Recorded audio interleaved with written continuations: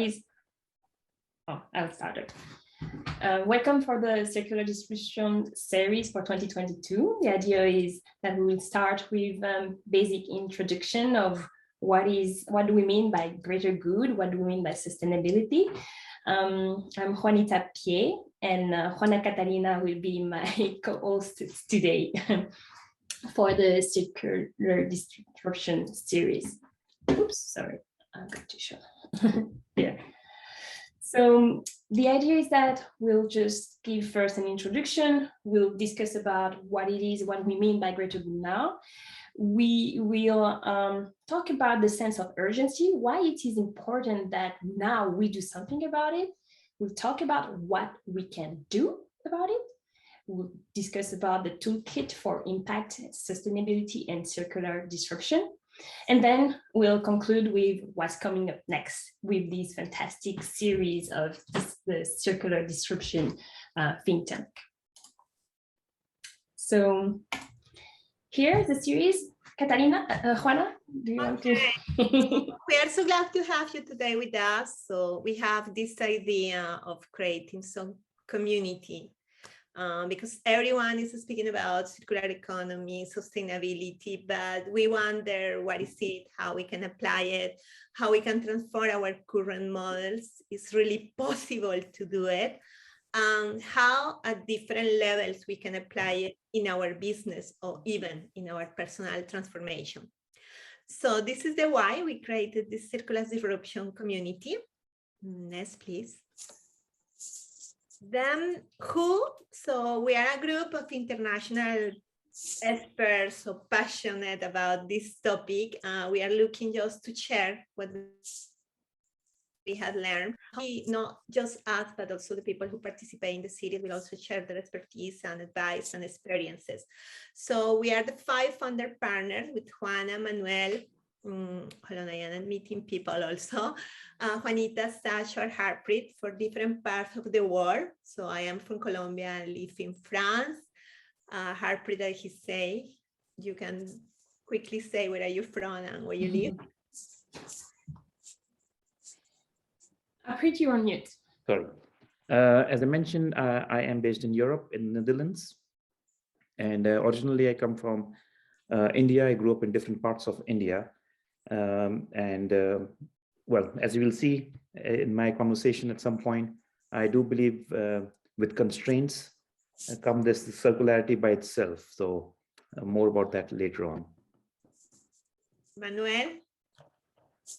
Hello, Manuel. I'm based in Honduras, and I joined to the circular economy because I want to have for my kids a better world, and so it's important to understand how we can be part of this new tendency and how we can help our environment. And I found the circular economy the best option.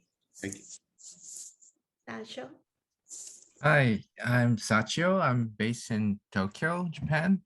And yes, so ever since we started, I think we've been really inspired by this concept of circular disruption and how they can be applied. And so really looking forward to hear everyone's opinions and all that. So thank you. Yes, so we will have also different experts coming from our industry that will also share their insights in this series. So we were brainstorming a lot during several weeks. And then the question was what we do, how we can share this knowledge and how we can create this community. So Juanita, you can go next. So we think that these interactive sessions will be a great opportunity to discuss, to exchange, and to learn from each other. The idea is to share expertise, but no one has all answers to all questions. So it's not just about your expertise, it's about your experience and how we can also leverage from other sources of this. If one day you want to hold a session and you want to share your insights, we are so welcome to have you here. And engaged community, the idea is that we are going to see each other every week, and we are going to share our materials and discuss together on this. Any questions? There is no bad question, there is just sharing our learning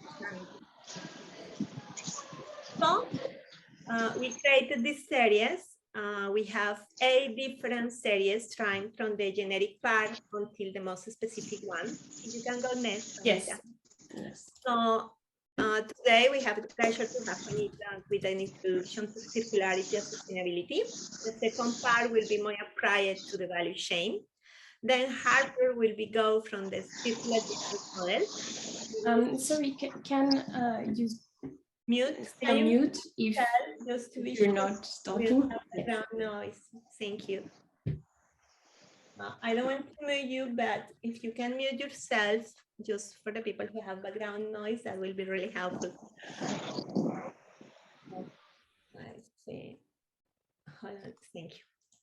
So we have 8 series, and then we are going through systems thinking and how we apply this to circularity. And we will have a couple of business cases when we are going to see how C-Loop and Retrofit apply these principles to their business. Finally, we will close with a great panel of circularity from different people from different countries who will share their perspective. And hopefully in September, we have some kind of wrap up and celebration together after this journey. So for the one who just signed up for this series, you still can sign up for all the 8 events, or you can just join us from time to time. This is totally free and this is totally open for everyone. If you want also to invite friends, we are happy to have more people in the community. So I am so glad to welcome my friend, Juanita Pierre, who is an expert. He has been working in business for more than 15 years in investment banking and development banking. She's really engaged with circular economy and sustainability, not just from the point of view of the concept and transformation, but also from the point of view of her work as investor and working in investment. And she's also a writer and have a wonderful blog in Medium. If you want to check, you just click Give for Change on Medium, and she has a lot of pieces of the work she's doing and the research she's doing that she's going to start to share today. So thank you, Juanita, for being with us and share your expertise. So please, here you go. Yeah, it's my pleasure. So let's focus on greater good. So please, can you download or either download Slido or access the link that I've put on the slide? And the idea is that I will first start with a couple of questions. And let me just put, oops. Ooh, not sure if, oh, I can share the screen. Oops, sorry.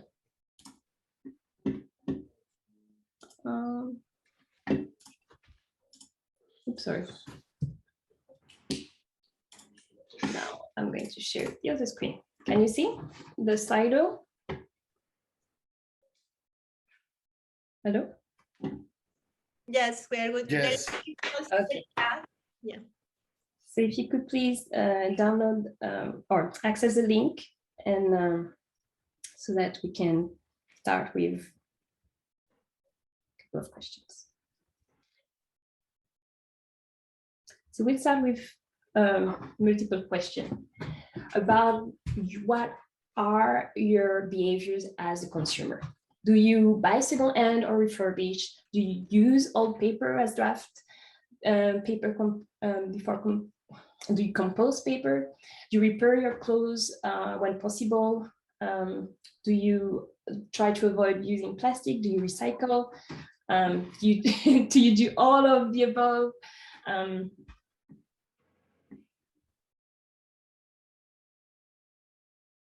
You can answer, multiple questions because you can do all of these things.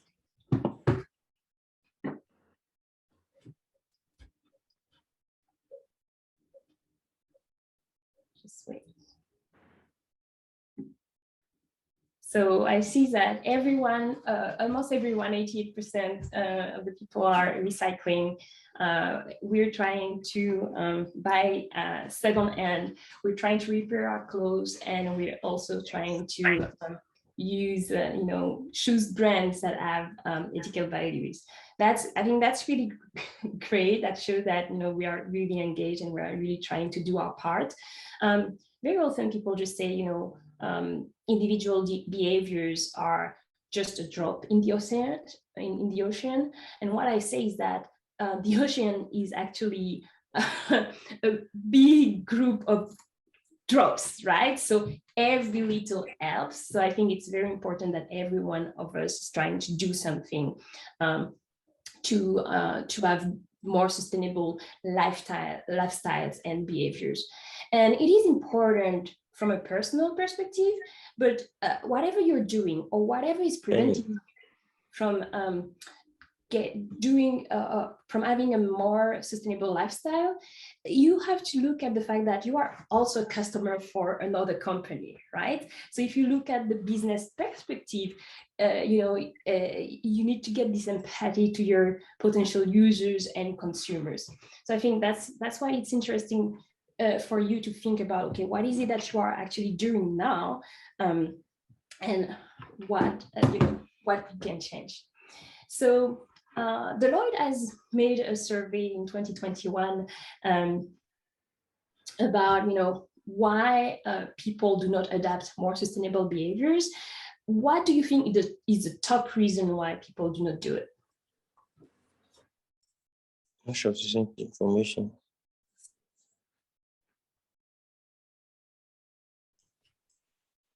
Thank you, Zach. Great point.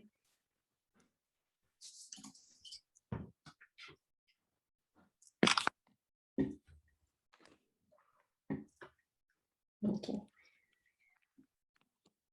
So the link to the Slido for the people who have entered, the link to the Slido is in the chat.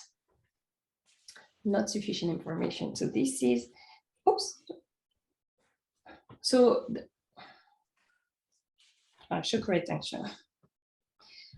Well, the truth is that it's because people are not interested, but the reality is that when you look at the percentage that after the survey of that Deloitte did, it was just 13%. It was a very low amount, and all the two questions were not sufficient information and too expensive. They were very close.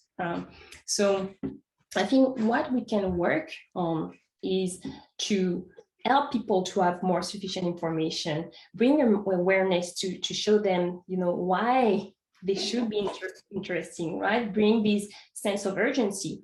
And then also from a business perspective, showing that, it can make business sense, right? So these are the challenges that we need to overcome if we want to move the needle.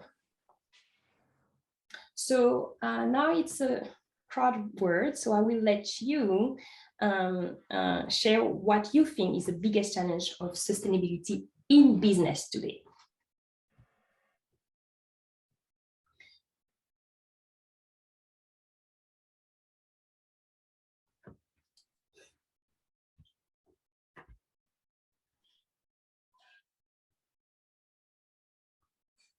Business model, it's hard. Is it because it's hard to change a business model? It's hard to make the transformation, the mentality. Yes, that's true. It's hard to change people mindset and behavior. Do not see profits, cost. Yes. So I've got an assistant that is going to come and see us here. Yes, the cost. People think that it's too expensive. Lack of commitment, lack of clear definition. Yes, these are all very good reasons, right? So what we will try to do today is first to give you the basics, right? To share an understanding of what is it that we're talking about when we talk about sustainability, what is it that we are trying to achieve, and what kind of tools we have. And I think in the next session on business model, we'll talk about how you can transform from a linear business model to circular business models, right? And Harpreet, I see Harpreet saying yes. So there are ways, right, to make that change, and we're going to give you some tools to figure out, okay, how you can do it.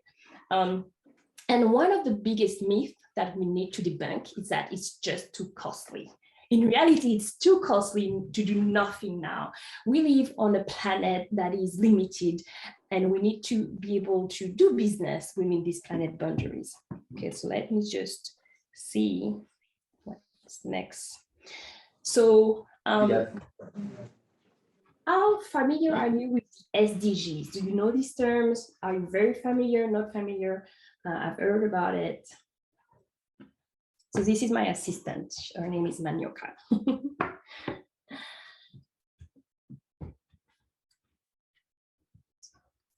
So we have a mix of people who are very familiar with it, so that's good.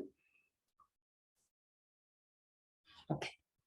So most of you are very familiar with it, but some of you are not. So we'll talk about that. How familiar are you with the circular economy?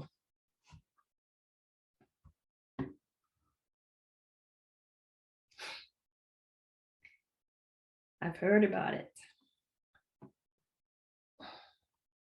Okay, we wait for the 8 people.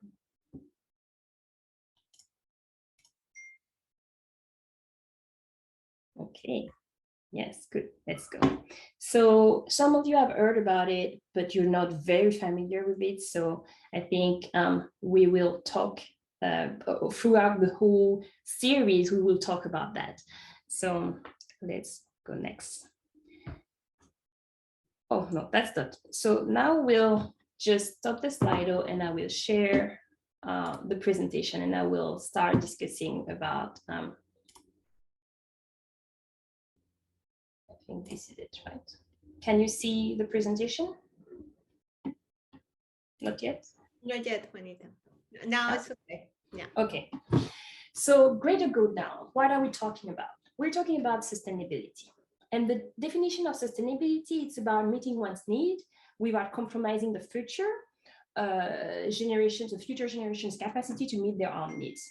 And in terms of businesses, it's about developing new practices so that you can get your financial return, your financial profits, while having a positive social impact and having a positive environmental impact.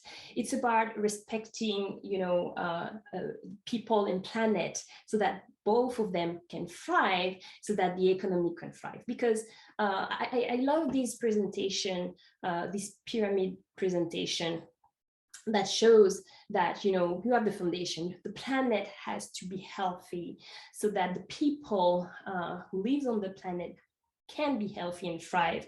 And if the people are healthy and thrive, then the economy can thrive.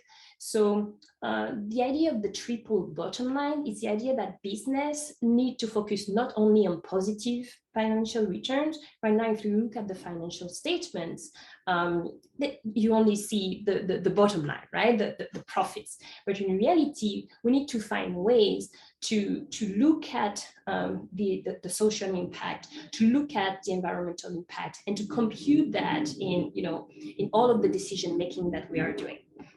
So this is what we're talking about when we talk about sustainability. Many of you are familiar with the Sustainable Development Goals. People call them the SDGs. The idea is that the United Nations have defined in 2015 17 goals, so that people have an idea of what we are trying to achieve for sustainability, right? For sustainable development. It's no poverty, it's a zero hunger, it's good health, quality education, gender equality, clean water, affordable and clean energy, decent work, industry, innovation and infrastructure, reduced inequalities, sustainable cities, responsible consumption, climate action, life below water, life on land, peace and justice, and of course the partnership, whatever you do so that you can help achieve the sustainable development goals.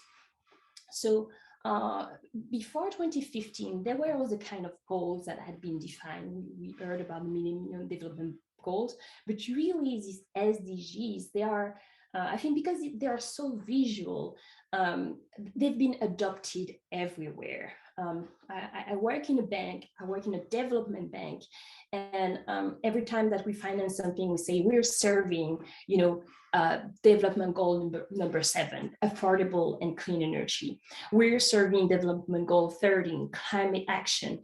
And I think having these SDG in mind is very useful so that you can develop the narrative, right? Of, how are you contributing to sustainability? So I think this is a very handy tool to know about these goals. I will talk about circularity. People talk about circular economy, and to understand circular economy, it's about changing the model from a linear economy, which is take, make, waste, take natural resources, make products, and then throw them away when you finish to use them, to another model where, of course, you may have some extraction, but by design, you're trying to reduce the amount of natural resources that you will use. Then you produce, and then after the end of life, you can try several strategies to reduce the actual waste. So that you can see here, to reduce the extra waste. And what strategies can you have? You can reuse whatever product is at its end of life, or because people sometimes they don't use it, she's just throw away things that are perfectly working. So if you can capture, reacquire these things, you can put them back, in the system. And you can also repair, refurbish, remanufacture, or you can also repurpose, right? If you have, I often have the little pots. So I've got one. This is a pot where I get yogurts, but once I finish them, I use it for a pen holder. So, you can repurpose and or you can recycle. So you break them down so that they can become raw material for your process. What is interesting from a business perspective is when you recirculate the products in this way, you have different loops, and these loops can be more profitable than the original loop that we have in the linear economy. So this is something that is very interesting, and I think when we will look at the business model, the circular business model, that's something that we need to pay attention to, right? Why this circular economy? Oops, sorry, my assistant was eager to move forward quickly. So no. So we need to see how profitable these shorter loops can be, and so that we can debunk the idea that it's too costly. So we need to design out waste. The principle for the circular economy are the following: design out waste, keep product in use, and regenerate natural systems. Seeing waste as a nutrient, basically. Okay, I'm just trying. So why now? So you will know that in 2019, there was this big movement for the climate that was led by Greta Thunberg. She was named the person of the year for a time, and she said, I'm sure the moment we start behaving as if we're in an emergency, we can avoid climate and ecological catastrophe. I think it was very important because it was a movement by young people. And these young people in 2019 are the consumers for now, right? And for the next few decades. So these people are very mindful of the impact they have on the planet. They're very mindful of, the risk of climate change. And this, this movement is important because it means that we are observing new behaviors, and this trend is going to continue. Ernst & Young did a future consumer index, and they realized that 43% of global consumers wanted to buy more from organizations that benefit society, even if it costs more money. And 64% were prepared to behave differently if it benefited the economy. I mentioned before the Deloitte study, and here in this slide you can see, what is the behavior that people followed more. It was limiting the use of single-use plastic. But when you look at this list, you really see that people are really trying to change the way they're interacting with the products that they are buying. Something else is happening. Now, there are a lot of new regulatory constraints. In Europe this year, there was the SFDR regulation, Sustainable Finance Disclosure Regulation. This regulation it impacts mostly investors, asset managers, and banks, all of these actors who create financial products. And the objective is really to create a taxonomy, so a list of names and category of what are really the sustainable investments. There is a big problem right now. People talk about impact washing or greenwashing, which is having investors, asset managers saying that they're doing good, but in reality they are not. It's a lot of marketing. So with this regulation, they are really trying to classify and categorize the types of action, the types of activity, the types of projects which really lead to positive environmental and social impact, so that eventually investors can, when they disclose where they have invested, that it's linked to these recognized categories, right? And it is very important because as you know, with the awareness, with the interest of consumer that we've talked about, more and more investors want to show that they do sustainable finance, right? And this means that if you are a company and you want to attract capital from these investors, well, you need to understand this regulation, because whatever activity you have, it needs to fit, let's say, this taxonomy. So you need to be aware of that. And because this is happening, this is making the market change too. CABM. I use a lot of acronyms just for simplicity, but it's Carbon Border Adjustment Mechanism. Basically, it's another mechanism in the European Union, and the idea is to better compute the carbon emission throughout the whole supply chain. So basically, if you are in Europe and you're buying products from other countries, then you have to take into account the emission throughout your whole supply chain, and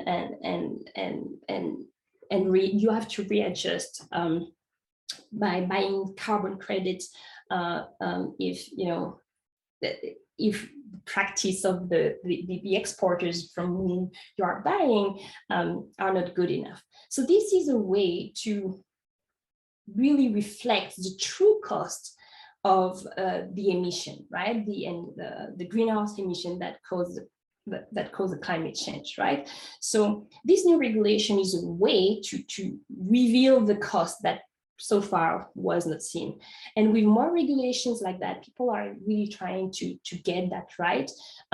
This is going to impact the business decisions of, okay, to whom am I going to buy? Am I going to buy to this polluter, or am I going to pay a little more to this person who's, trying to have less emission, fewer emissions, that has less waste, etc., right?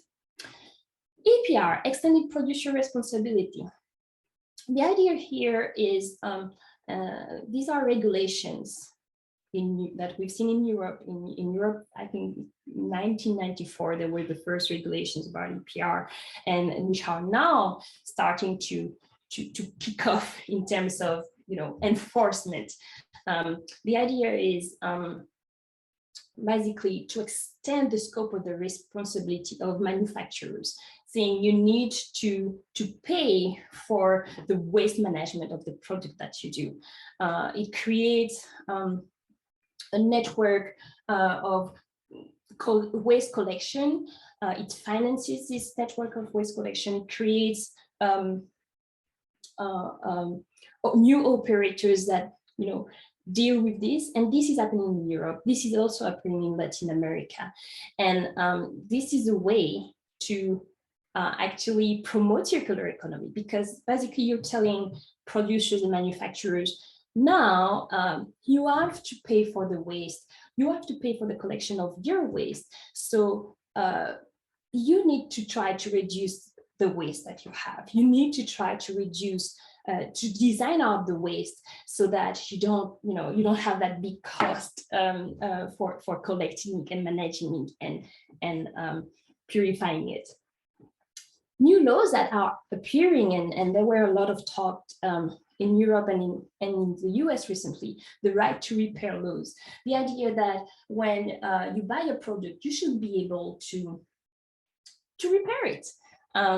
I am a Mac user. I use products from Apple, and there was a big change a few years ago because it was no longer possible to upgrade machines, right? Before I bought a computer, and I knew that I could, after maybe three or 5 years, upgrade the RAM, and then I would keep my computer for 10 years and not change it. And after a few, I think it was maybe five or 8 years ago, I realized that Apple changed the way they manufacture the product so that I wouldn't be able to do these upgrades. And basically, I would have to purchase a new computer, after a certain time because it would become too slow, etc. Now, with this right to repair laws, companies like Apple are forced to actually redesign their products so that they can be repaired by users. Recently, there were changes in, and I'm using Apple because I know about it. The Apple issued a website where they gave you instructions about how to open, your device, and giving you the opportunity to buy the tools so that you can open them, etc., etc. So these right to repair laws, they're pretty new, but these are, new regulatory constraints that are really going to change, the way business is being done, and it's really pushing business towards this sustainable practice that we've been talking about.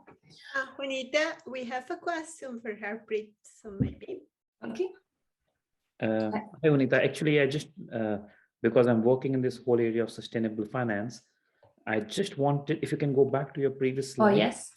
I just wanted to highlight something very important in this, and that is the CABM, Carbon Border Adjustment Mechanism. For many skeptics, and we should be skeptic as well, it was always thought that, we will go to a jurisdiction, a regulatory jurisdiction, Southeast Asia, China, India, Vietnam, wherever, where the laws are not that strict. We will pollute that part of the world, assuming that is not planet Earth, and bring things to Europe or America in a very clean manner. So this CABM regulation actually tries to capture that anomaly, that it does not matter which part of the planet you produce something. If there is a difference in the carbon footprint, the European government is going to tax that particular product. So this is a very, very important piece of legislation that has come in, or let's say it has been renewed now. So it is an extended carbon border adjustment mechanism. So just wanted to highlight this for people who are skeptic among us, and should be as well. And you explained it much better than I did. Thank you. We have Amit also who has a question. Amit, please. As you can see from my picture, I work in the cement sector. And I raised my interest because of the Harpreet's question, and I work for making cement sustainable. It's so Harpreet, I just want to add to your part of the story. And Holcim is the world's largest cement manufacturer. Let's say was the world's largest cement manufacturer, and its biggest asset were two companies in India. Holcim is a European company and world's largest cement producer, and its largest asset is in India, and he sold off those highly profit making assets. And I think CABM is the driver there. And we were surprised because he is our largest customer, and there's a lot of uncertainty now in that very profitable business. And the question which remained unanswered was why Holcim would let go of such a large profit making asset. And what it turned out was that Holcim wants to make its business more sustainable, and that he's willing to let go of so much cash.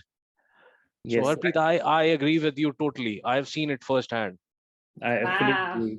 This is a great topic, and we can. I would not like to hijack this particular meeting, but this is a great topic, and you see that across even British Petroleum, BP. So what they are doing is investors are saying we are not going to invest in BP because you're not sustainable. So all BP is doing it is selling off the non-sustainable parts of its business to private investors, which do not come under the ambit of these laws. So planet Earth is still crying, and the companies have suddenly become sustainable. So it's a very, very rich field which has so many dilemmas, and we can have so many conversations there. So thanks for bringing the example of cement as well, Amit. I did not know about it. I do know that many people in Europe think CABM is a protectionist measure to protect European companies who are becoming more sustainable. So it has multiple dimensions as well. But sorry, Jonita, for hijacking. Yeah, Sorry. But I think that's my. I think I love your intervention, because of course this is not as easy as we're trying to simplify so that we can tell, look, there are good new regulations now, and I love Amit's intervention to show, these regulations are leading to actual business decisions where companies are divesting, right? I truly divesting non-sustainable businesses. So I think it is very important to understand, and especially to realize that now there are a lot of new regulations that are coming up, and there is a push, and we need in the business community to be aware of that, so that we prepare to the circular disruption, to the sustainable disruption, right? Because when they come into full force, all the companies that will not be prepared, they will be left behind.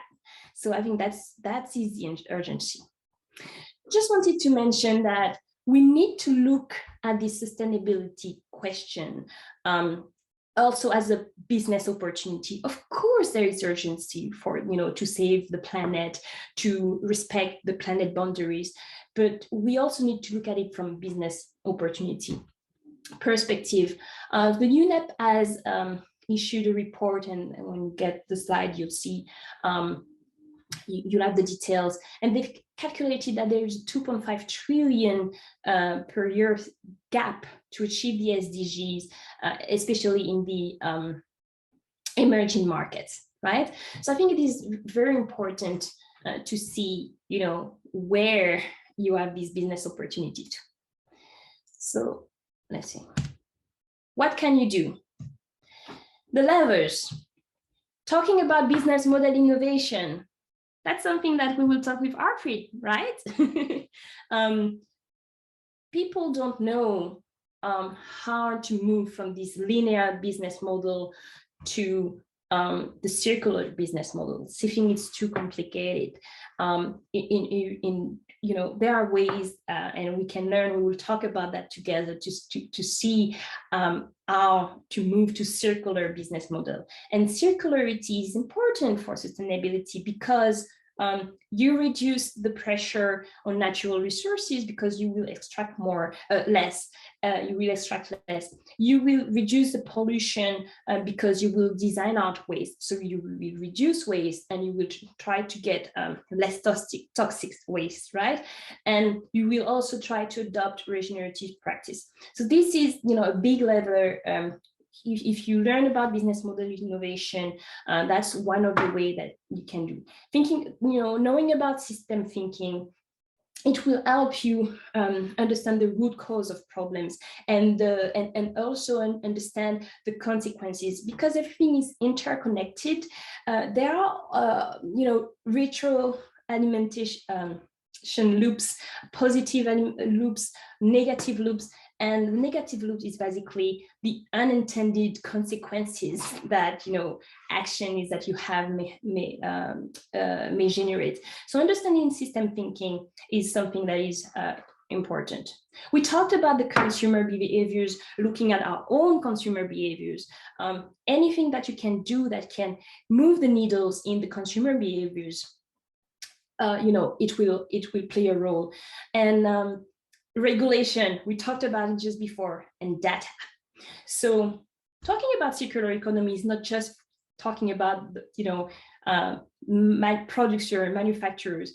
If you are a company that is in AI or in data analytics, etc., you can actually help other companies, other producers to monitor, their impact. And by helping them monitor the impact, measuring the impact, you can help move the needle too. So these are very interesting levers. I think it's good to have them in mind. If you are in the private sector, you can do something about it, right? I talk about entrepreneurship. Even if you are in a company, and if you are not the CEO, you are not the CEO, you can look at your project and say, okay, how can I weave sustainability into my project? You have to look in your company and figure out who are your allies, and you can try to create a movement within your company. Again, the idea is every little helps, and by learning about the levers, you can eventually create a movement within your company. So that's something interesting. Entrepreneurship. Thinking about creating a B2C business that will partner with a large corporate in the circular value chain. We'll talk about the circular value chain after. You can also create a social business. And consulting. I think there are a lot of opportunity for consulting operations, helping company adopt circular business model, helping them assess shared value opportunities, helping them figuring out how you can design out waste and pollution, helping them measure impact, helping them designing remarketing strategies for refurbished units. All of these are elements that can be done, if you are in the consulting realm. And I'm sure Sasha can talk a lot about that. But public sector is important too, because the public sector is developing these public policies that we talked about, right?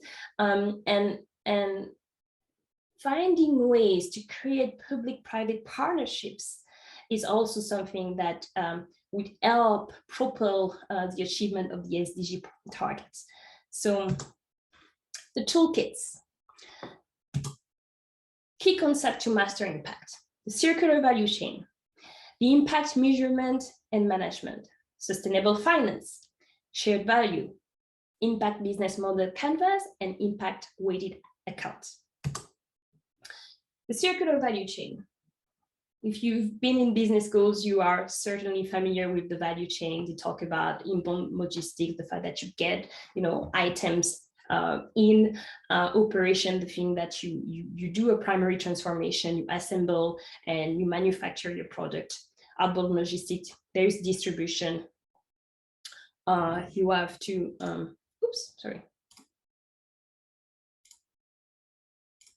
sorry, you have to do marketing and sales and after sales. So in all of these activities, you have to look at them and figure out, okay, what is your margin?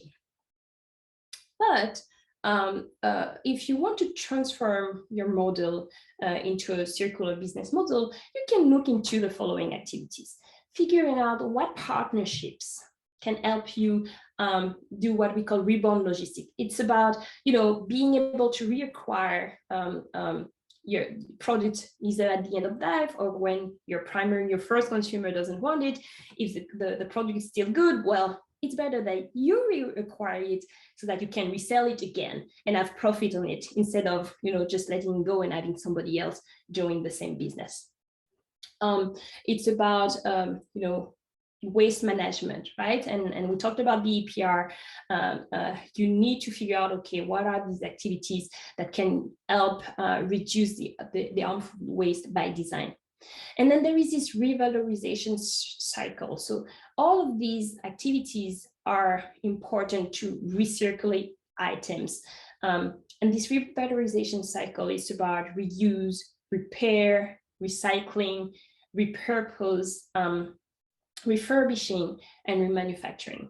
If you look at Apple, for instance, again, they do have a refurbished item online store. And what do? Basically, they tell you, I give you a discount if you give me your old iPhone. And this is a strategy to reacquire, an old product. And then they use that old iPhone and they send it on their refurbished online store. It is at a discount, but they still get a profit on it, right? So I think it's really important to realize that big companies are really already doing that. Philips in the healthcare sector does it. Impact measurement and management. The idea is that you need to measure the impact that you have. You need to think about the narrative about what goal, what SDG goals are you trying to achieve? Who is the stakeholder that is being impacted, and how much? What is it that you're really doing? How much good you're doing, or how much do you reduce the bad impact that you had before, right? So it's about how much do you reduce the water consumption? How much do you reduce your greenhouse emission? And then you define the KPIs, the key performance indicators that you will use to follow these over time. You set the targets, and then once you have your business, you measure these results, and then you reflect on the results. There is not yet a one standard, but IRIS is a project from the Global Impact Investor Network, and they're trying to get to create a standard of indicators that needs to be followed to measure impact. And the IFC has also launched a framework to follow this narrative, right? This basics of IMM. So this is something that is very important. I like to use the example of, and we have 5 minutes left. I like to use the example of Brad Pitt's NGO in after Katrina. They built a lot of housing, and it was fantastic for people who had lost everything during the hurricane. But now, a decade forward, we realize that all of these homes, they are infested by mold, and they are not, people cannot live anymore there. And because, they just did this one project at the beginning, and they didn't do anything to try and ensure that the good impact that they wanted to have would be sustained over time. So the impact measurement and management is something that is very important to ensure that you really have the impact you want. Sustainable finance. These are ways to actually, promote sustainable practice. You have blended finance, which is the use of what we call concessional finance. So it's basically finance that has no cost almost, like grants and other type of funds that are subsidized using loans and guarantees to de-risk investments. you have impact investing. There is basically a new class of investors that are interested in having generating a measurable impact, social and environmental, and generating positive and financial returns. And then there are other types of result-based financing, like social bonds, green bonds, development impact bonds. And basically, the financing is tied to achieving very specific results. Shared value. So this is, again, something that you can look into to look at your activities, nudge and see the value, not just for your own profits, but looking at the community that is around, your activities, and see how you can help them thrive too, right? And how your business can actually solve social problems in that community. And I'm giving 2 examples, and you have linked if you want to look more into it. So with the group, Sachio has developed this idea of these impact business model canvas. You may be familiar with the impact business model that helps, startup think about, okay, what is it that I need to do? What are the activities that I have to focus on so that I can create value? And this impact business model canvas is a tool that can help figure out, sorry, in green, it's the old, the normal business model canvas, and in orange, you have the new items, right? The capital assets impacted. So you have to think about, okay, what is the impact of your business on human, natural, manufacturing, social capital? And you also have to think about the system, right? The impact on the system, and how your activities will create a virtuous cycle. So these are tools that we can use. Juanita, you have 5 minutes. Yes. Impact weighted accounts. The idea is that the concept of ESG is not enough. ESG stands for environmental and social governance. And basically the idea is that there are new tools developed by the Harvard Business School to help actually compute the impact.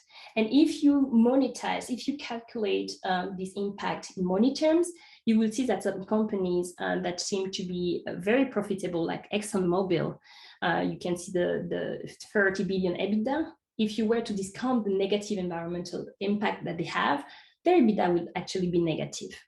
Whereas if you compare to BP, it would be less. So the adjusted EBITDA of BP would be better than the adjusted EBITDA from ExxonMobil. So these are things that we need to know about. So up next, you have the part 2 for the workshop. If you go to Slido, please tell us, rank which case you would like to see in the next session. And coming next, Hannah, we have yes. Thank you so much for being with us today. So please answer the question, because the next session will be interactive. Is the hold on, today is the 16th of June. I will look in my calendar when I have it in there. Oh my God. Okay, so it's the 16th June. So we will be with Sasha, Juanita. We will do an interactive session. So please keep in the loop. If you didn't sign up for all the sessions, I will send a message because I got your emails. Please register. Our email address is hello@circulardisruption.com. So you are probably getting emails in your spam. Look like today we have an issue with the link, but I will try to solve that. Any question, comments before we drop?